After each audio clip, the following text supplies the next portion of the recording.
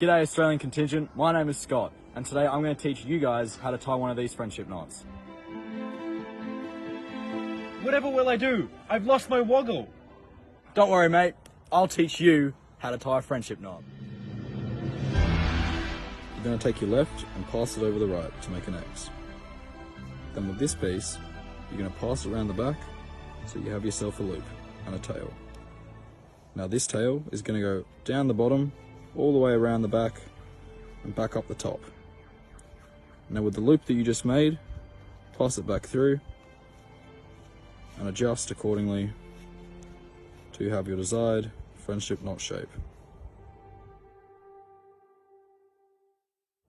Take your left, cross it over your right. Now pinch up here so you have an X.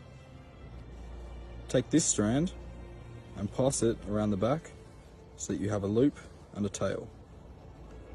Then you're going to take this one, take it round the back, through the top, and down that loop that we just made before. And we're going to tighten accordingly to have your desired friendship knot shape.